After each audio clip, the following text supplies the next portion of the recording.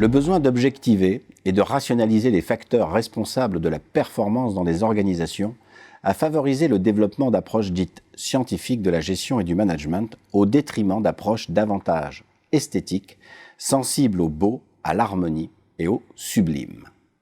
D'ailleurs, on ose à peine affirmer que l'entreprise pourrait être conçue comme un projet artistique, puisqu'elle est la cible presque rêvée des architectes de l'ingénierie humaine et sociale, dont les ambitions semblent sans limite depuis l'avènement de l'intelligence artificielle et des neurosciences sociales.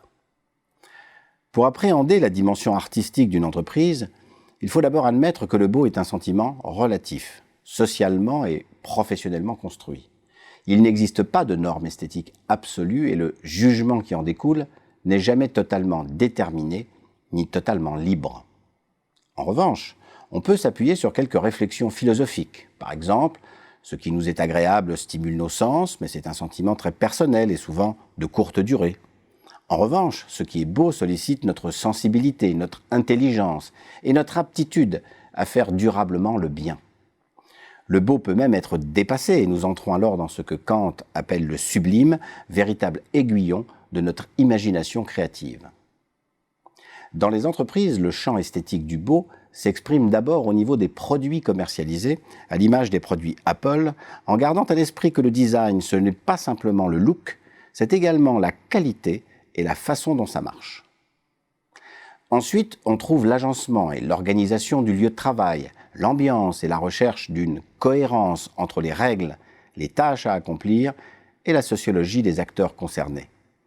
Les entreprises sont toujours inspirées lorsqu'elles s'efforcent de développer leur propre style, plutôt que de céder avec un certain enthousiasme au charme du prêt-à-porter offert par la dernière solution organisationnelle en vogue.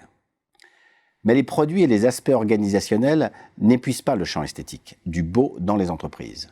La stratégie peut également être porteuse d'une intention esthétique qui transcende les logiques d'optimisation comptable et la recherche de positions dominantes sur son marché. Les entreprises labellisées Bicorp pourraient s'inscrire dans cette logique, car ce qui motive et sublime, ce n'est pas simplement de comprendre la stratégie, mais aussi de ressentir une finalité porteuse d'un idéal de vérité. Le leadership aussi est concerné car les dirigeants à fort impact ont généralement une approche intuitive de leur organisation, une intention esthétique finalement beaucoup plus artistique que scientifique. Gérard Blitz, le fondateur du Club Méditerranée et son associé de l'époque, Gilbert Trigano, illustrent certainement cette forme esthétique de leadership.